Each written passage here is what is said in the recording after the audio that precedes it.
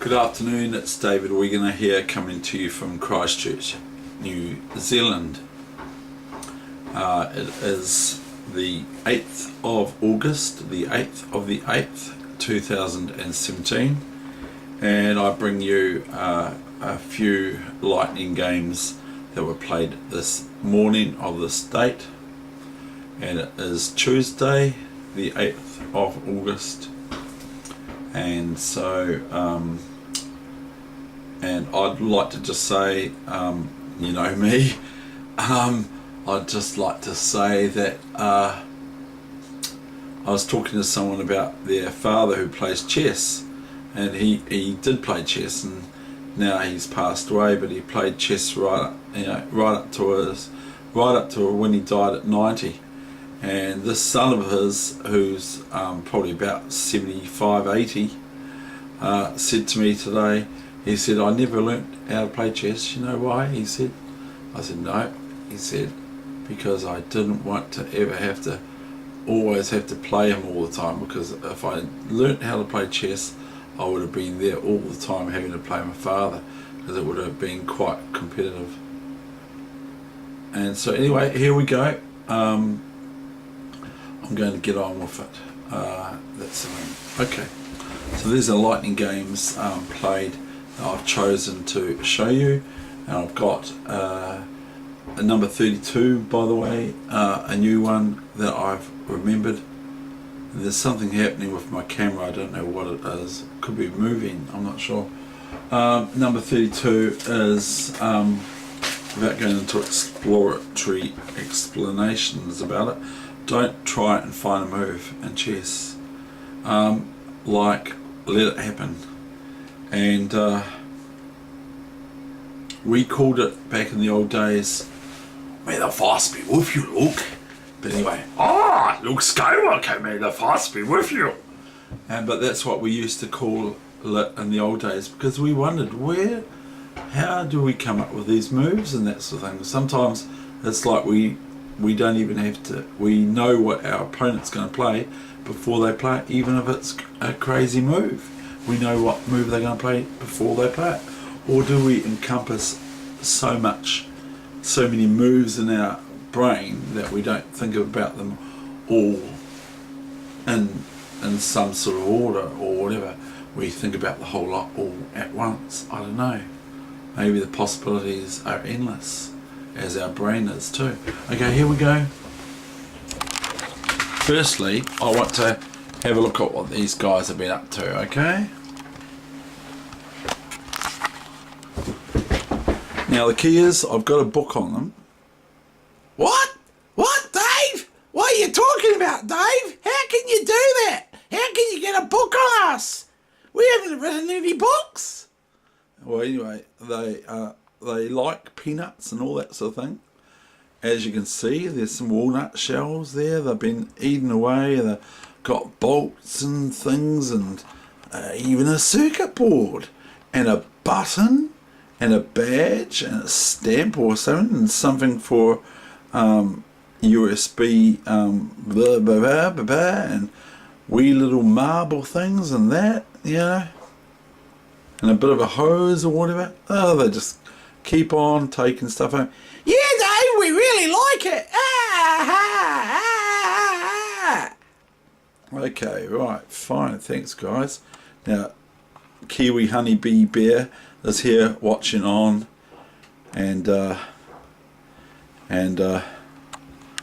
who's this guy? Yeah, Dave, what are you doing? Hurry up, get the game going. Get the game going, Dave. Get the game going. Yeah. Okay, all right. It says that there, see? All right. I'll get the game going. My pastor vicar has just been for a visit, that's why I'm a bit late. My pastor vicar has been for a visit, and his day off is on Monday. He has a Monday day off, so he didn't come here yesterday because it was a Monday, so he has his day off. So I did him a t-shirt. The t-shirt reads, I don't like Mondays. Lol. So lots of laughter. And he didn't understand what it meant at first because he probably thought I meant it. But it says DPW Creations with an NZ on the end instead of NS. And he didn't understand it until I told him. I said, your day's off on Monday. Usually people go to work on Monday, but your day off is on Monday. And he then got the point.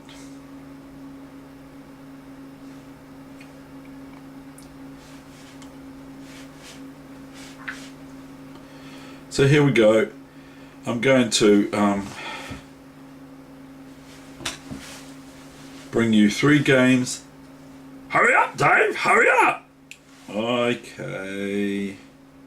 I'm going to bring you 3 games, I think.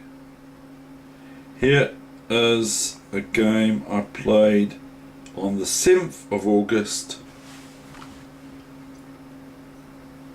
And it goes like this. I don't think I've played it yet. We won't get that done, will we?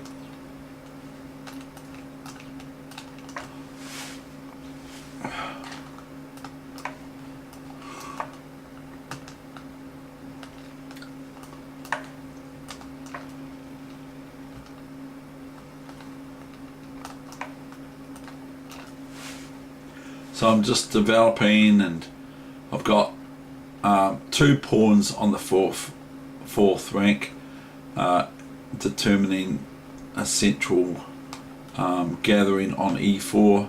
The knight also is touching on that square, and I have to get this out. I have to get this out.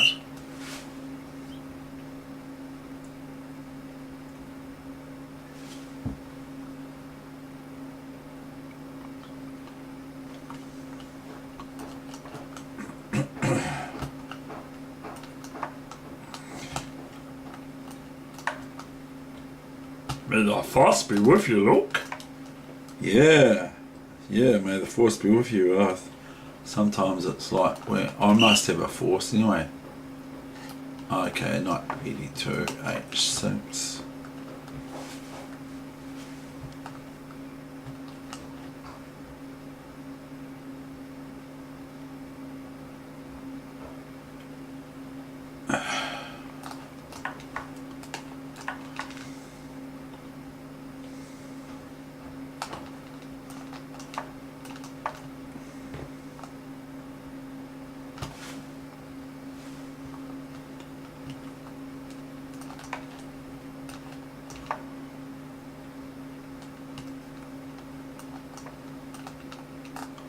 Now why did I play that move?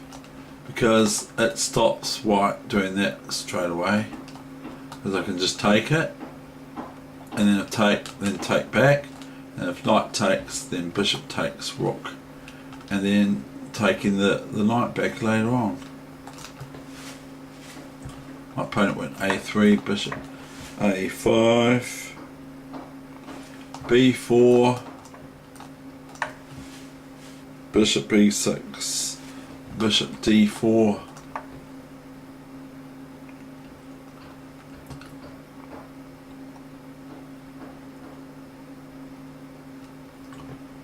bishop d4, then came e4. Now that was rather interesting, because I thought,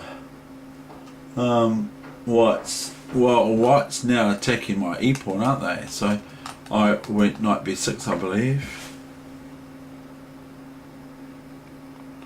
because then I'm defending the bishop, the pawn with the bishop now. So go knight b6, and white goes knight b3, sort of like, oops, they're aiming for placing their knight on this outpost for a wee while. I go knight a4,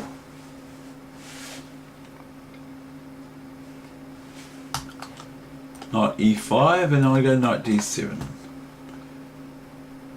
then knight g6, and then rook f6. So I'm protecting this e pawn at the same time as asking this intruder what are they going to do. Are they going to stay there or move?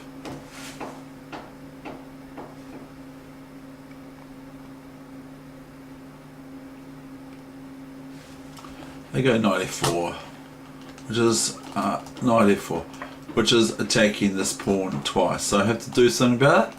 So do I defend it? Knight f8. So I'm defending it with this knight, this rook, and this bishop.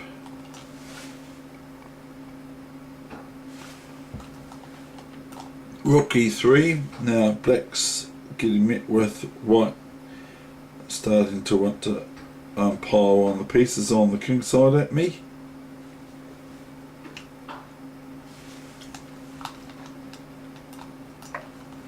But I'm not too worried. Queen f3.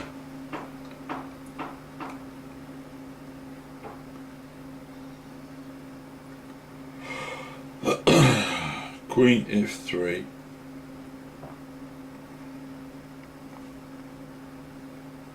Bishop d7.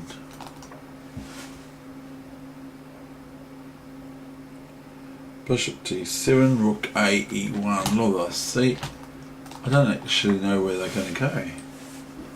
Let's see.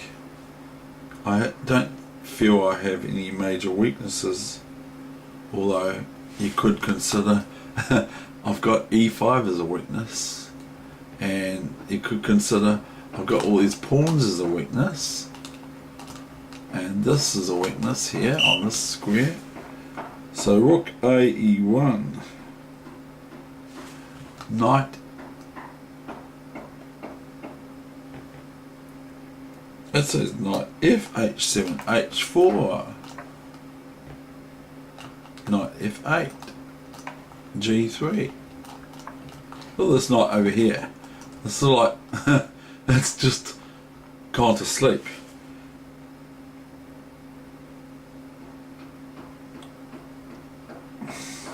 I just go g5, hg5, hg5,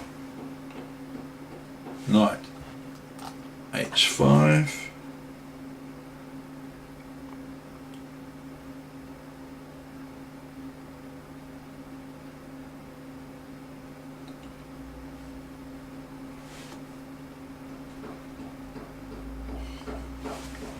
rook h6. Now the threat here is that I want to get in is this move. Now if I get g4 in, I can just lift that knight unless white does something silly. I can lift the knight on h5 with my rook. So that's my threat, is g4 and rook h5, as the queen's going to want to run away from that stigma on g4 if a pawn goes here. The queen's going to want to run away from it quite naturally. Not to say that they always do, but the queen's going to want to run away from that quite naturally. After rook h6 came g4. Now we're f4 now. Have a look, this knight is a little bit wary here on its own, because it's just now sort of got no scope, plus I'm attacking the rook. So I go f4, my opponent goes to rook e5. Now I go knight g6, and it's hardly surprising. I thought they gave up.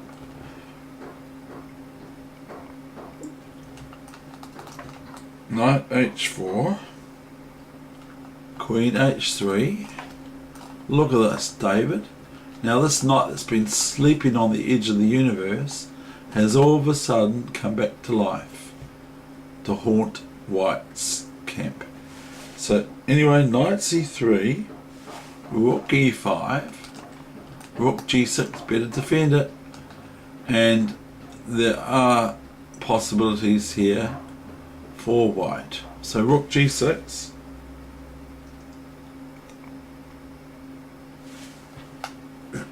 knight d2,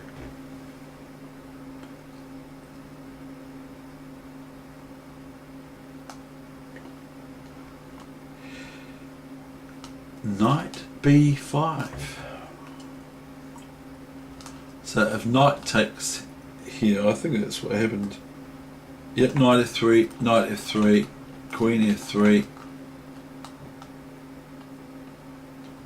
knight d4, queen d1, knight b5. This knight has come over here and now it's over here. It can go back to the king side again, so it can swing from the queen side to the king side in 2 moves, or 1.5 moves, because it's only 1 and a little bit moves away from the king side, which is down the middle here. So knight b5, knight f3, queen f3, knight d4, queen d1, knight b5, a4, or white's sort of helping black play what they want to do anyway, knight d6, c4, and then I'm just going, well, I'm going to think about my king, or my kink. I'm going to think about my king, or my kink, and I'm going to think about my pawns here, that they can all of a sudden soon become adjacent to each other and reasonably strong. And you will probably no doubt hear the hammering. They're building a new garage next door.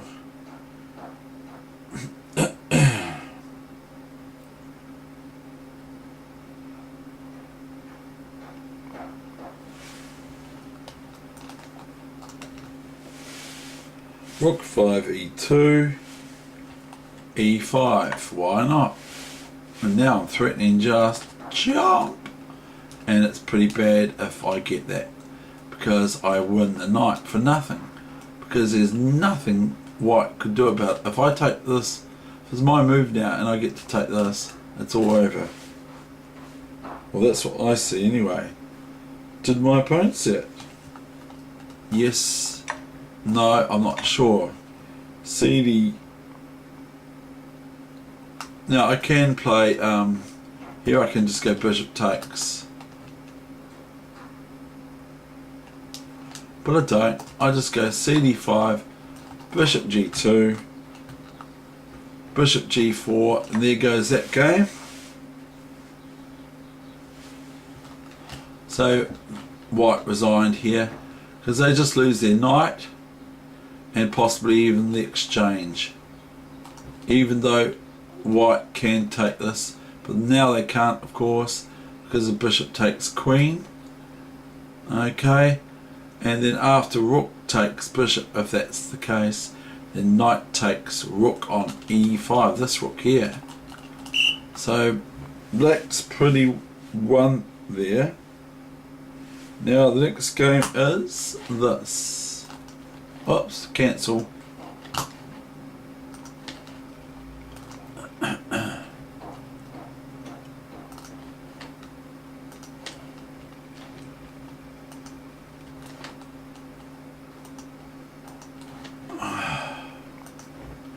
Yeah, now I am the all whites.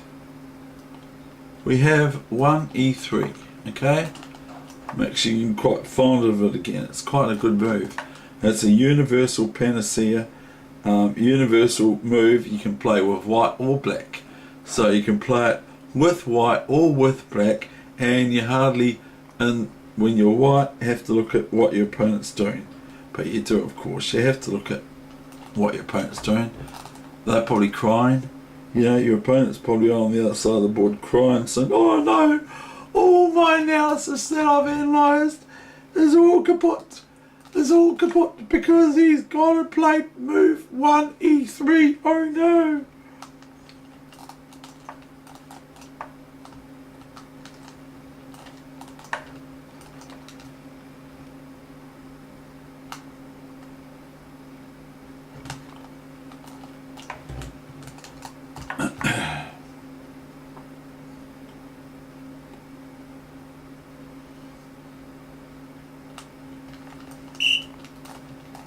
Sorry, computer. I know see you. I know see you. bishop d6, and I play c3, so that if I play knight here, my opponent cannot go bishop takes bishop, and queen takes bishop, and knight d4, even though it's not very good. c3, so I want to protect this pawn from if I play my knight here and it's not protected, my opponent can go bishop e2, queen e2, and knight d4. Now it's very good for you to have a look what I'm talking about.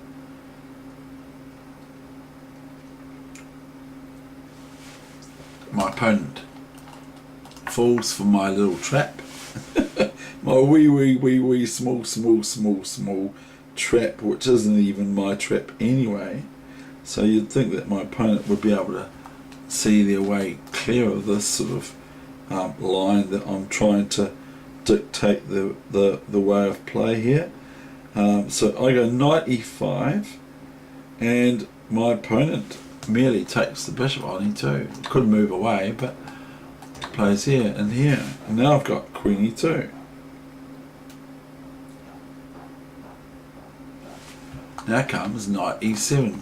Well, not entirely sure why, but anyway, that's what was Black's plan, to move back to knight e7, whereas I'm going to stick to what I'm trying to do here. I'm trying to find out where I'm up to. Knight d2 and rook e8.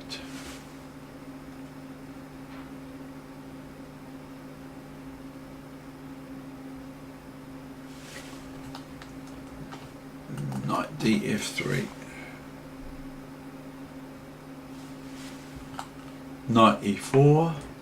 Knight g5. Now here's my stirring here. I'm thinking that black should play knight g5, fg5, and then I've got this target here.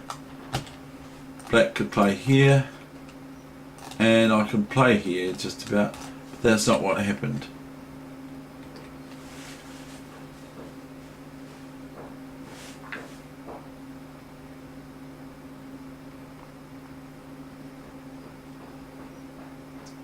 Knight g5, and then came rook f8, and I went knight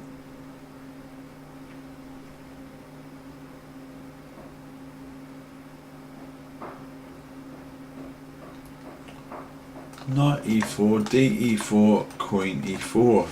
So I picked up a pawn for nothing. As far as I'm concerned, it's for nothing. c6, and I could just about count myself as developed here. Bishop d2,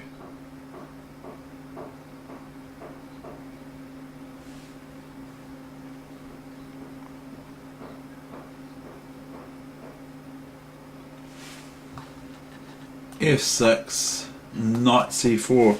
Now all of a sudden I'm threatening this check here, and queen takes bishop, or knight takes bishop, and then I'm threatening knight f7 check. So I'm threatening queen e6 here check after my last move, knight e5 to c4. I'm now threatening queen e6 check and knight d6 or queen d6, whichever suits. My opponent plays queen d7. Now I go rook ae1. Now this is pretty feeble stuff. Now I'm threatening knight takes bishop, and then queen takes knight after that move. So black has to do something about that. My opponent plays king f7. Well, that's right. That's why I wanted to show you this game. Then I go queen h7. My opponent now plays bishop c7, thinking better run. But what do I do here now? Do you see what my next move was?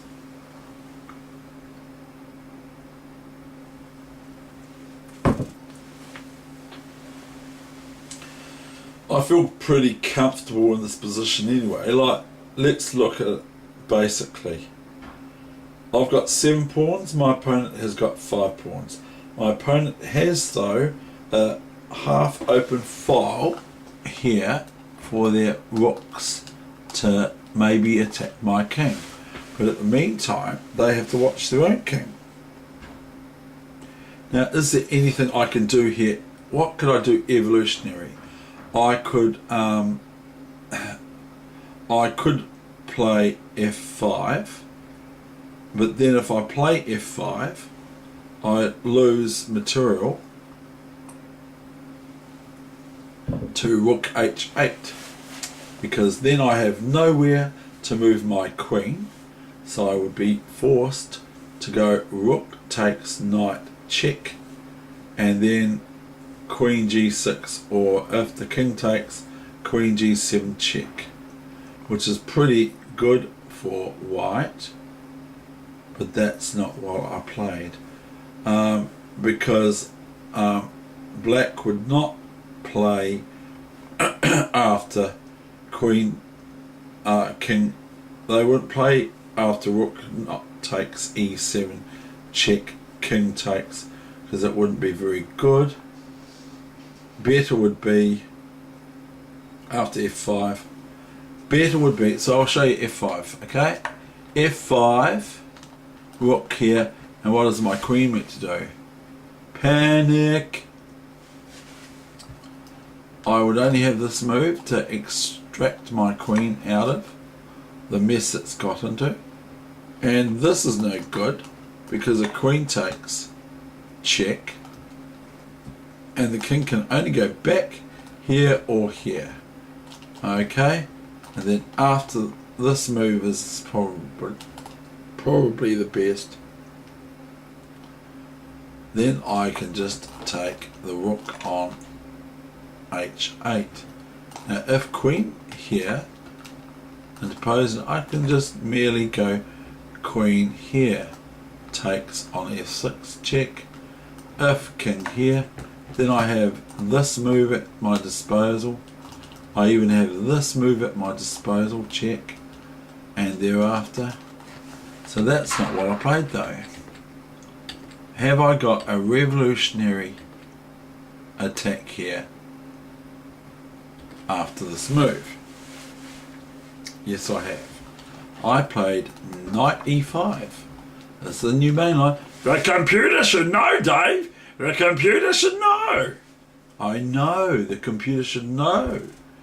Now, if bishop takes here, let's say, we'll just be a little bit annoying.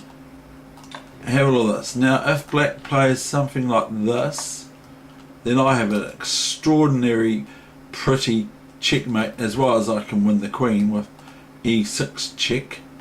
But I have given a piece up, so, but black's lost it somehow. I've got this nice checkmate. That's a nice, is that a nice checkmate? Because it involves the pawn can't take back. That's defending the pawn. But that's not what I played. I played e5, knight e5.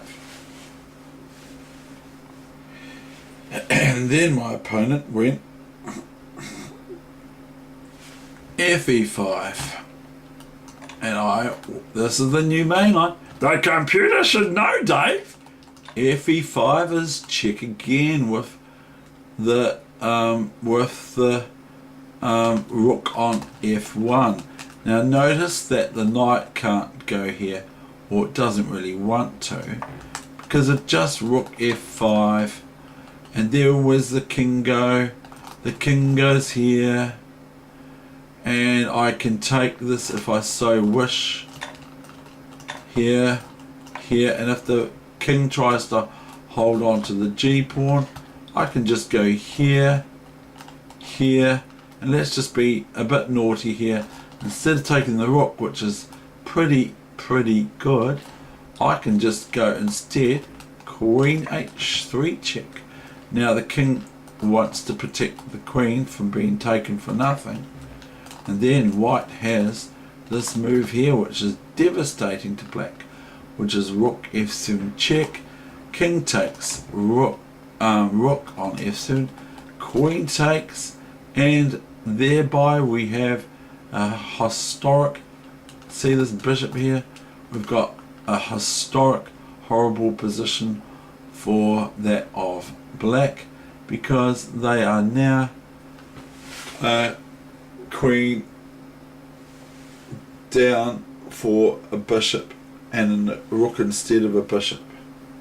So they've got an exchange up over bishop, but they're queen down once I take this bishop on c7. But that's not what I played, but that's what I'm saying. This position has got, I can see there's fruit in it.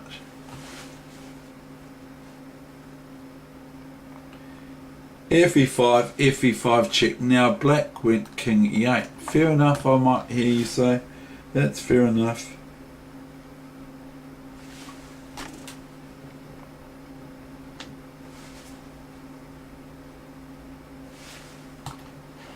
You mainline, you should know that.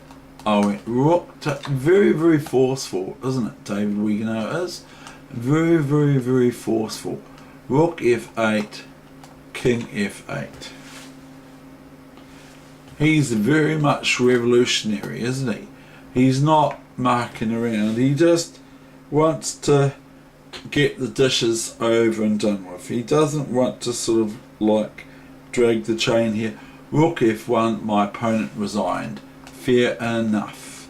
If king here, if they want to move their king, other than knight here, is another opportunity, which is very, very similar to what just happened.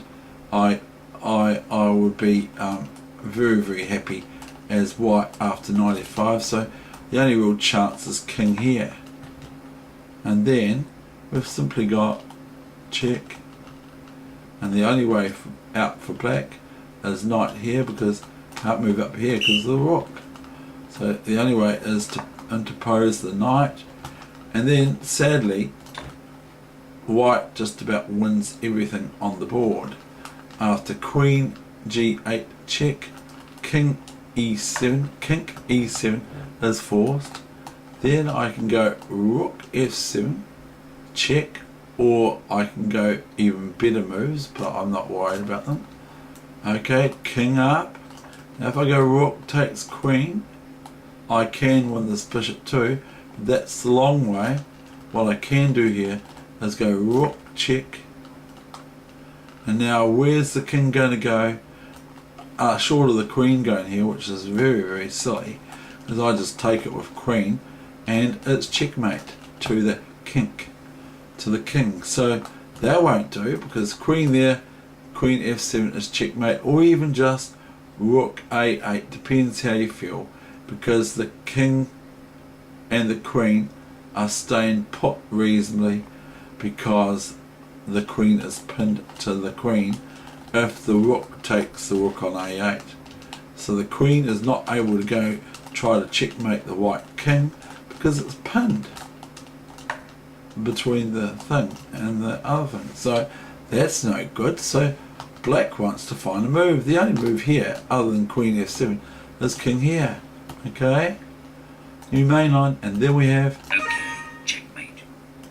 Okay, so my opponent after rook f1 check, after rook f8 king f8 rook f1, my opponent resigned. The next game and final game for the day is this game, and this game I lost due to a finger drop, or whatever I call it, on my phone. My phone, sometimes I touch where I'm moving the piece from, which incidentally is my rook a1. I move for rook a1, taking a piece back, but I'll let you be the judge of that. And instead, it just, some reason, it does it with Heather Weegenaar as well. Some reason it lands on the square next to where I've just moved it from, instead of where I'm moving it to. So maybe my finger has got an extra part to it that stops it from doing that. So this is a short game, not a Nigel short game, but it's a short game, and so then the session will be over. So if it isn't broken, don't fix it.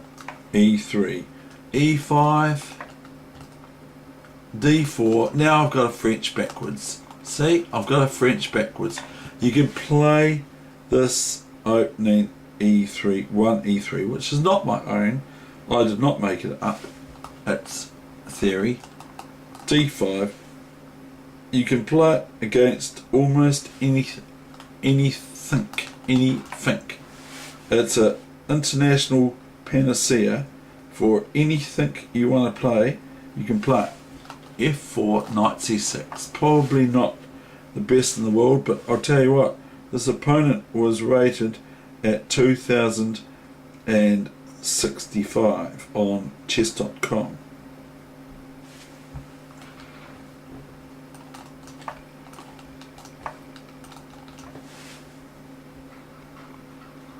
And I lose a one position, well, an eventual one position against this player from America, and one of my characters in the room, the name is similar to of the player. So here we've got just this sort of still the starting position for white and black.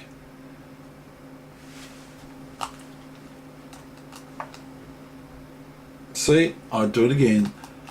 If it ain't broke, don't fix it. C3, so I can prepare my move to E5 and not worry about my D pawn being taken by the knight. After, see, if I don't play C3 and I play knight E5 now, then my opponent can go bishop takes E2, queen takes, and then knight takes pawn, because there's nothing defending the pawn. So I go C3, and it's very, very soon over. Please believe me, it's true. I didn't want to bother with playing on much. Naught, knight E5. Bishop E2 came the response, queen E2. This is very simple what happens here to my strong opponent. Knight E4, and that's what is good about it. If you can do it simply, knight D2. Now my opponent went knight E5. Now I don't know what I did here, but it seems to have just startled black. I went knight E4, and that got black thinking. So what's happening here? Well, I'm not actually sure, but I know that that pawn on E4, if the knight takes, if the knight moves away, then I can move my knight.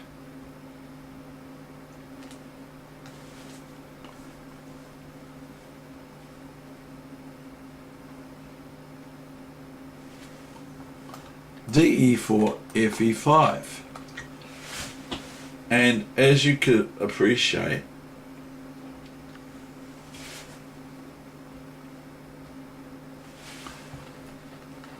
bishop G5. Now black could try to defend this, but I might win it with rook here, the pawn, even though black's got bishop G5, but that's not how the game went. The game went bishop G5, new main line, you should know. Yeah, Dave, the computer should know. It's the main line. I know, the computer should know. Bishop C1. Now, it won't take a rocket scientist to find my next move. I've already explained it to you what I did. I went rook, and I was going rook C1, and some reason it dropped at rook B1. So my predictive chess game text for my phone app does not work properly. I have to work on it, because it didn't determine that my next move was rook C1, of course. And my opponent went bishop G5, I resigned. That's the end of my session, so I lost that game, even though I'm a good pawn up, but it happens to the best of us. And not to say I'm the best, but it happens to the best of us, where we have a finger drop or whatever happened. I didn't even touch the square B1 where I was moving to, unless it happened in a quarter of a fraction of a second. I don't know, but it didn't, as far as I'm aware. It just decided to move to B1. So it's The computers are taking over. Beware. That's the end of my session. I hope you enjoyed it. I did. Now I'm going to go put it on the internet. If you like the lessons and that sort of thing, please tick the like box, because then it might help other people maybe wonder what's going on here in Christchurch of New Zealand.